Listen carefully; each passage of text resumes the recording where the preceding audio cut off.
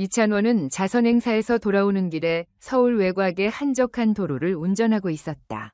해가 서서히 저물어가고 있었고 도로는 구불구불했으며 양쪽에는 드문드문 펼쳐진 들판이 보였다.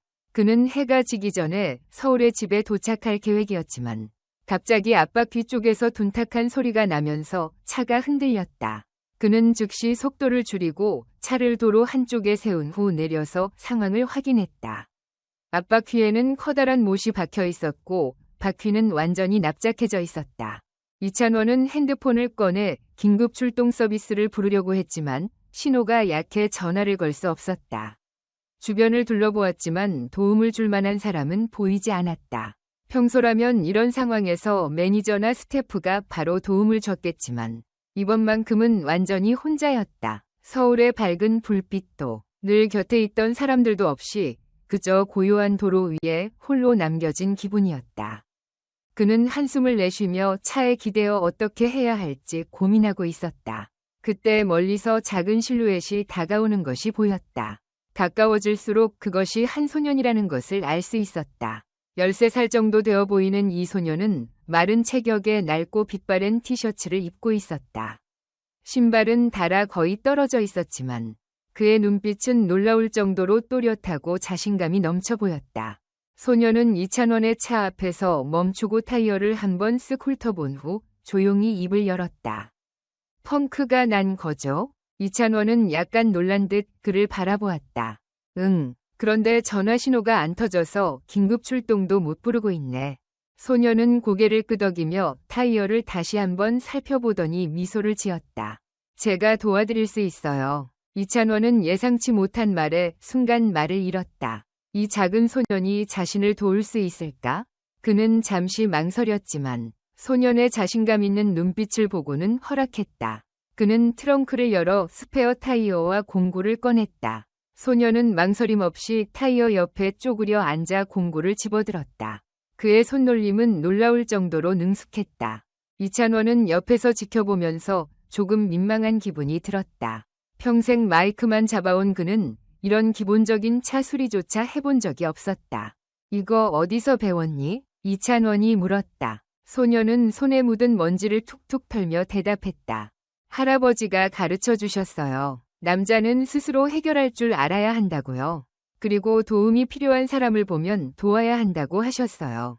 그 단순한 말이었지만 이찬원은 왠지 가슴이 찡했다. 몇 년 전 무명 시절. 무대 뒤에서 외롭고 힘들었던 순간들이 떠올랐다. 누구도 선뜻 도와주지 않았던 그 시절. 그는 스스로 강해져야만 했다. 하지만 지금 눈앞에 이 소녀는 아무런 대가도 바라지 않고 그를 돕고 있었다. 15분이 채 지나지 않아 소녀는 타이어 교체를 마쳤다. 땀을 닦으며 자리에서 일어나 이찬원을 바라보았다. 다 됐어요. 이찬원은 타이어를 점검해보고는 감탄했다. 완벽한 작업이었다. 그는 고마운 마음에 지갑을 꺼내 현금을 건넸다.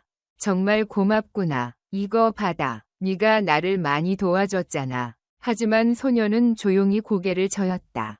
괜찮아요. 전 그냥 도와드린 것뿐이에요. 이찬원은 순간 말을 잃었다. 그는 몇 초간 소년을 바라보다가 다시 한번 돈을 내밀었지만 소년은 웃으며 손을 가볍게 흔들었다. 전 정말 필요 없어요. 조심히 가세요. 그렇게 말하고 소년은 돌아서서 길을 따라 걸어갔다. 해가 점점 저물며 그의 실루엣이 길게 늘어졌다. 낡은 운동화가 자갈길에서 사박사박 소리를 내며 점점 멀어졌다. 이찬원은 그 자리에서 멍하니 서 있었다. 손에 쥐고 있던 돈을 다시 주머니에 넣으며 깊은 생각에 잠겼다. 지금껏 그는 많은 사람들을 만나왔고 많은 도움을 받아왔다. 하지만 오늘처럼 아무런 대가 없이 오직 순수한 마음으로 도움을 받은 것은 처음이었다.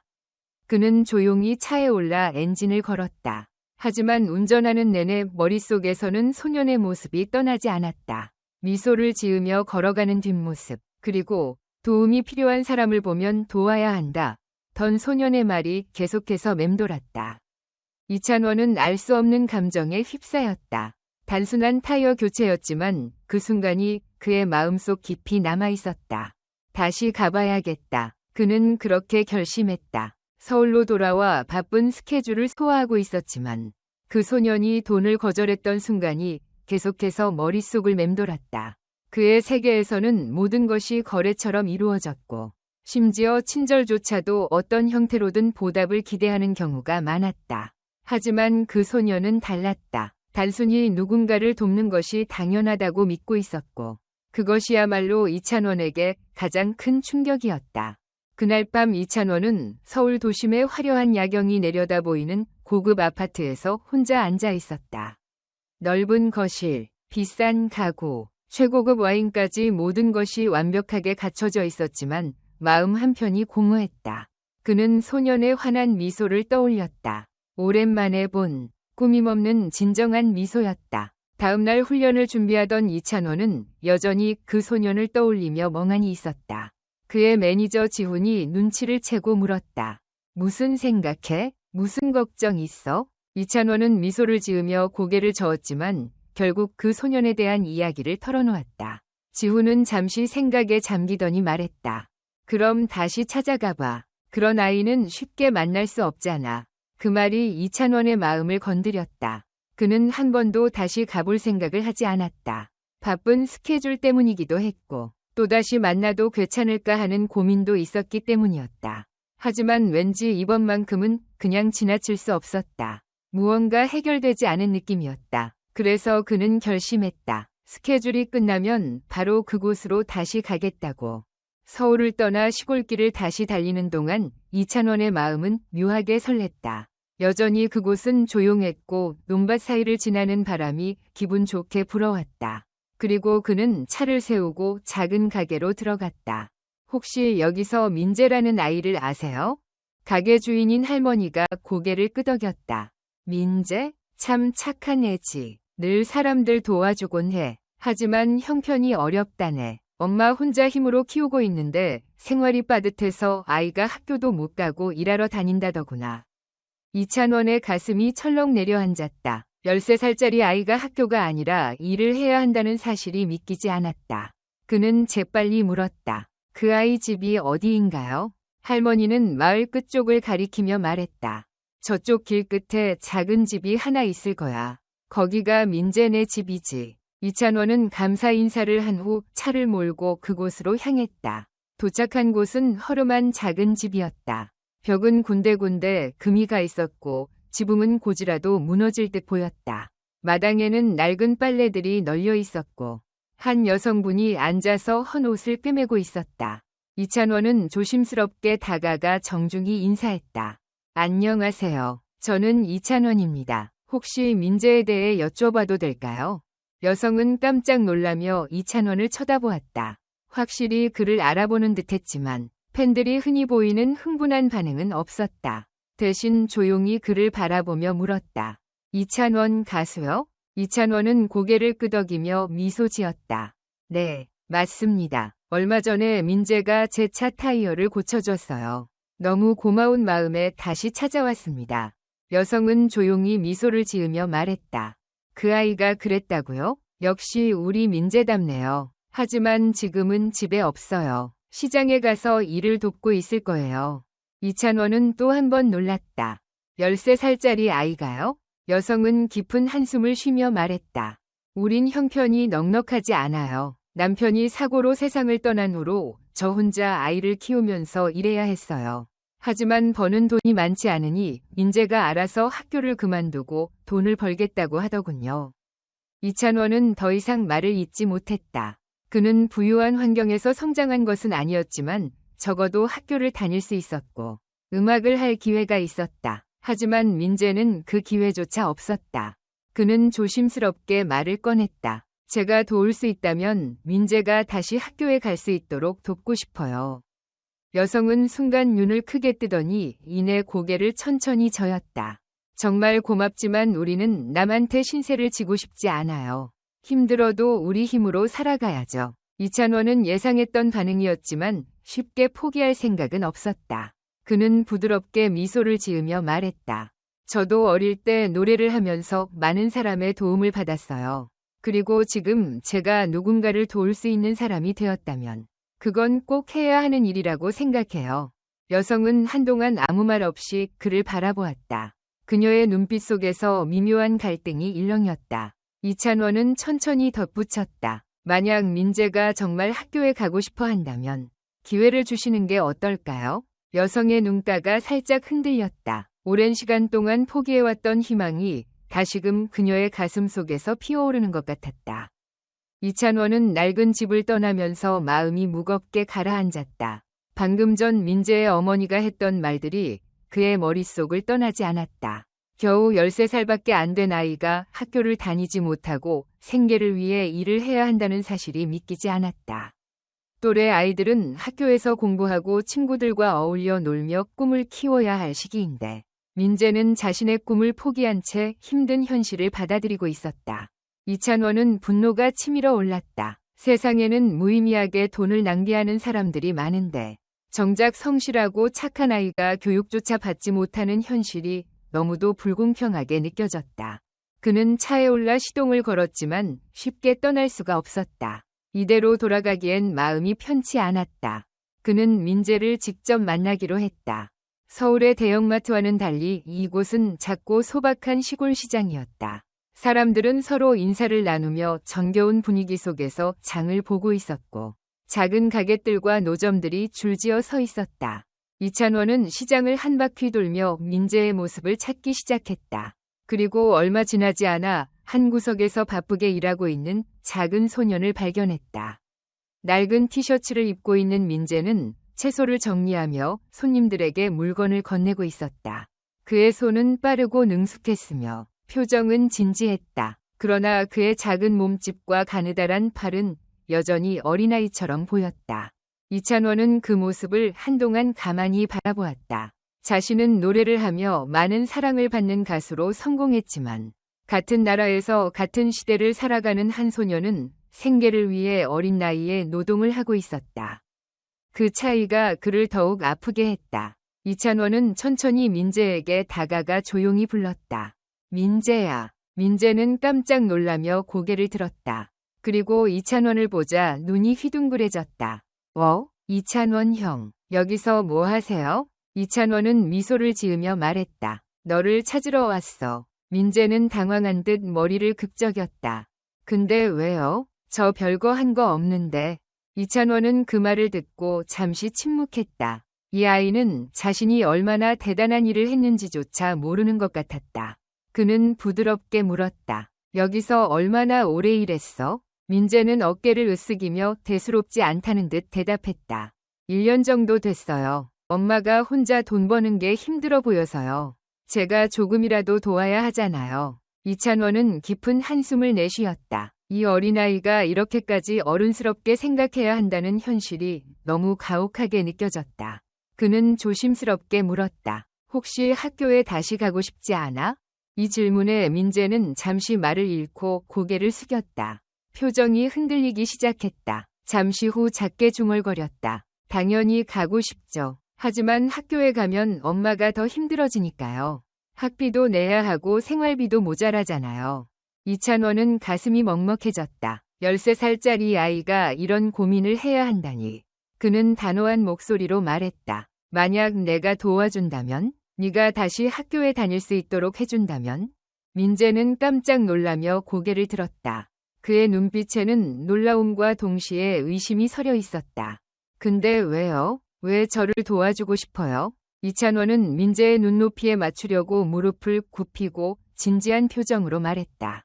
너는 착하고 강한 아이야. 그리고 너는 충분히 좋은 기회를 가질 자격이 있어. 나는 네가 꿈꾸고 그 꿈을 포기하지 않았으면 좋겠어. 민재는 아무 말 없이 이찬원을 바라보았다. 한참 동안 망설이다가 작은 목소리로 말했다. 하지만 엄마가 안 된다고 할 거예요. 엄마는 남한테 신세 지는 거 안 좋아하세요. 이찬원은 고개를 끄덕였다. 그는 이미 민재의 어머니와 이야기했기에 그 부분을 이해하고 있었다. 하지만 그는 여기서 멈출 생각이 없었다. 그는 부드러운 미소를 지으며 말했다. 그건 내가 다시 이야기해 볼게. 이건 단순한 도움이나 동정이 아니야. 나는 네가 더 나은 미래를 가질 수 있도록 돕고 싶을 뿐이야. 너는 충분히 가치 있는 아이야. 민재는 여전히 망설이고 있었지만 그의 눈빛에는 희미한 희망의 빛이 깃들기 시작했다. 그는 자신도 모르게 주먹을 꽉 쥐었다. 정말로 다시 학교에 갈 수 있을까? 정말로 미래가 달라질 수 있을까? 이찬원은 그의 머리를 살짝 쓰다듬으며 말했다. 일단 계속 일해. 저녁에 너희 집에 다시 가서 내 엄마랑 이야기해볼게. 네가 원하는 게 뭔지 같이 이야기해보자. 민재는 조용히 고개를 끄덕였다. 그의 마음속에는 아직도 수많은 의문과 두려움이 있었지만 동시에 아주 작은 희망이 움트기 시작했다. 이찬원은 미소를 지으며 뒤돌아섰다. 차로 돌아가는 길에 그는 생각했다. 이제 시작일 뿐이야. 내가 세상을 다 바꿀 수는 없지만 적어도 하나의 인생은 바꿀 수 있어. 그리고 그것만으로도 충분히 의미 있는 일이야. 이찬원은 시장을 떠나며 깊은 생각에 잠겼다. 민재와 나눈 대화가 계속해서 머릿속을 맴돌았다.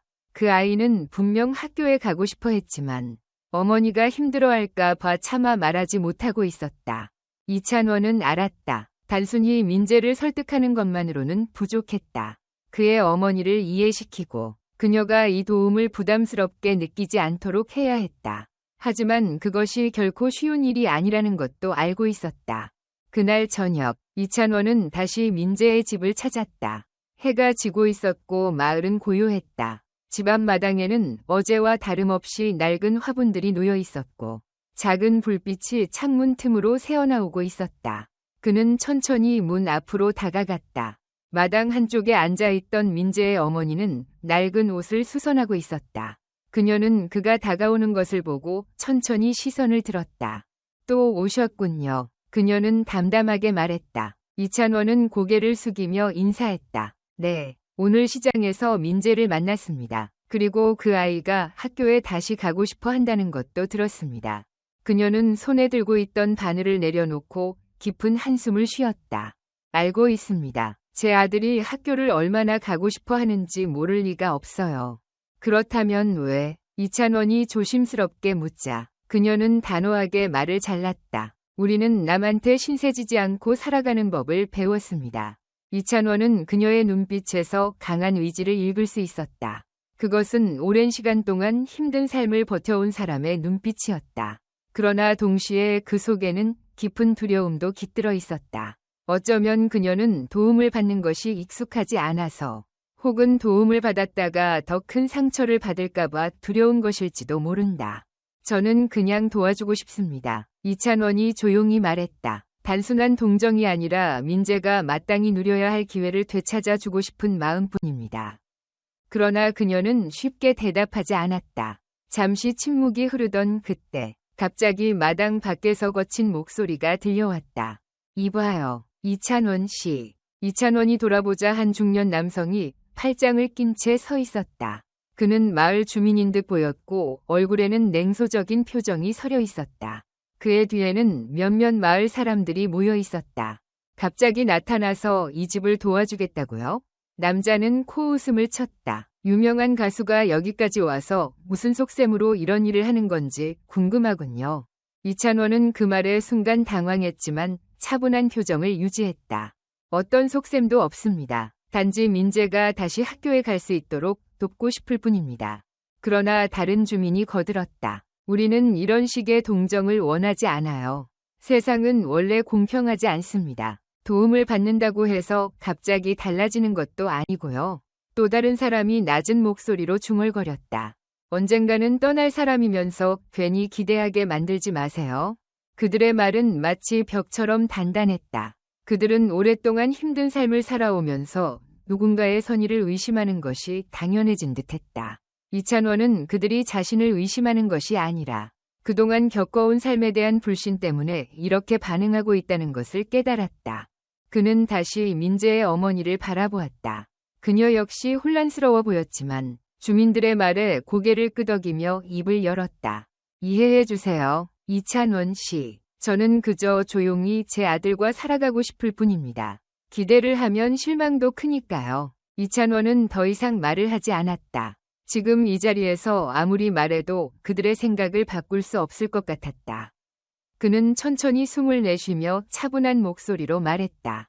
알겠습니다. 하지만 저는 포기하지 않습니다. 그는 마지막으로 민재의 어머니를 바라보며 말했다. 저는 다시 오겠습니다. 이건 단순한 동정이 아니라 민재가 마땅히 가질 수 있는 기회를 주고 싶은 것뿐입니다. 다시 한번 생각해 주세요. 그렇게 말한 뒤 그는 천천히 돌아서서 어두운 길을 걸어나갔다. 뒤에서 들려오는 주민들의 속삭임에도 그는 개의치 않았다. 그날 밤 이찬원은 잠을 이루지 못했다. 그는 민재의 눈빛을 떠올렸다. 학교에 가고 싶지만 어머니를 걱정해 차마 말하지 못하는 그 눈빛. 주민들의 차가운 시선과 의심, 그리고 어머니의 불안한 표정. 이대로 포기할 수는 없었다. 그는 생각했다. 말로는 안 된다면 행동으로 보여줘야 한다. 그는 결심했다. 내일 그는 새로운 방법을 찾을 것이다. 이찬원은 포기하지 않았다. 그는 단순한 말로는 민재의 어머니를 설득할 수 없다는 것을 알고 있었다. 마을 사람들의 의심 또한 쉽게 사라지지 않을 것이 분명했다. 하지만 그가 정말로 민재를 돕고 싶다면 말이 아니라 행동으로 보여줘야 했다. 이튿날 아침, 이찬원은 다시 민재의 집을 찾았다. 이번에는 마이크 대신 축구공을 들고 있었다. 그는 곧장 문을 두드리지 않고 마당으로 향했다. 마당 한쪽에서 장작을 패고 있던 민재가 고개를 들었다. 이찬원이 축구공을 손에 들고 서 있는 모습을 보았다. 민재는 놀란 표정을 지었다. 오늘은 연습 안 하세요? 민재가 물었다. 이찬원은 공을 한번 튕기며 웃었다. 오늘은 너랑 공 좀 차보려고. 민재는 순간 망설였지만 곧 장작을 내려놓고 손을 털었다. 좋아요. 둘은 집 근처의 빈 공터로 향했다. 처음엔 민재가 조심스러워했지만 공을 차기 시작하자 그의 눈빛이 달라졌다. 그는 예상보다 훨씬 빠르고 민첩했으며 공을 다루는 기술도 상당했다. 이찬원은 그 모습을 보며 깜짝 놀랐다. 축구 좋아하니? 이찬원이 물었다. 민재는 공을 가만히 바라보다가 고개를 끄덕였다. 네. 하지만 축구는 그냥 꿈일 뿐이에요. 왜 그렇게 생각해? 축구는 엄마를 도와줄 수 없잖아요. 축구를 한다고 해서 빚이 줄어드는 것도 아니고 밥이 생기는 것도 아니니까요. 그 말에 이찬원은 순간 가슴이 먹먹해졌다. 이 어린아이가 이미 현실에 순응해버렸다는 사실이 슬펐다. 그는 조용히 말했다. 나도 어릴 때는 내 상황과 크게 다르지 않았어. 우리 가족도 넉넉하지 않았고 노래를 계속할 수 있을지 불안한 적도 많았어. 하지만 부모님이 나를 믿어줬고 그래서 지금의 내가 있을 수 있었어. 민재는 말없이 축구공을 발로 굴리며 생각에 잠겼다. 그날 점심, 이찬원은 민재의 가족과 함께 식사를 했다. 소박한 반찬이었지만 따뜻한 분위기였다. 식사 후 민재의 어머니가 조용히 물었다. 그래도 아직 이 아이를 돕고 싶으신가요? 이찬원은 미소를 지으며 고개를 끄덕였다. 네. 그녀는 한숨을 쉬었다. 전 남에게 신세 지는 걸 원하지 않아요. 이건 신세가 아닙니다. 이찬원은 단호하게 말했다. 그저 민재가 더 나은 기회를 얻길 바랄 뿐이에요. 그리고 그것을 결정할 사람은 민재 자신입니다. 그 말을 들은 순간 조용히 듣고 있던 민재가 손을 꼭 쥐었다. 그리고 힘겹게 입을 열었다. 엄마, 저 정말로 학교에 다시 가고 싶어요. 어머니는 깜짝 놀라며 아들을 바라보았다. 민재는 계속해서 말했다. 평생 이렇게 살고 싶지 않아요. 저도 배우고 싶고, 저도 기회를 얻고 싶어요. 그리고 축구도 해보고 싶어요. 그 순간 그녀는 말없이 아들을 바라보았다.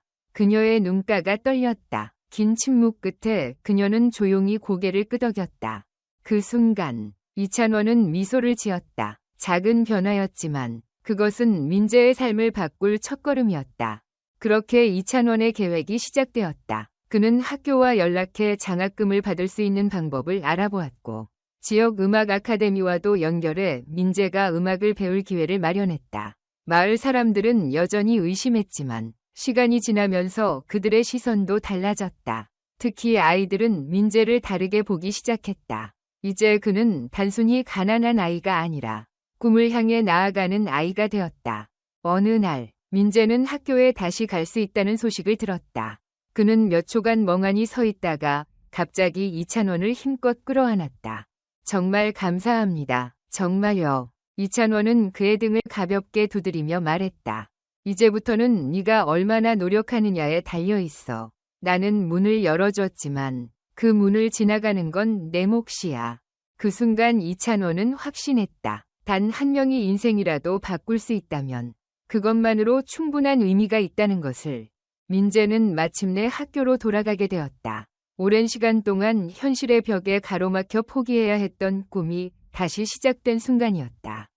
그날 아침 그는 어머니가 정성껏 다림질해준 새 교복을 입고 이찬원이 선물해준 가방을 맸다. 거울 앞에서 한동안 자신을 바라보던 민재의 눈빛에는 설렘과 긴장이 동시에 서려 있었다.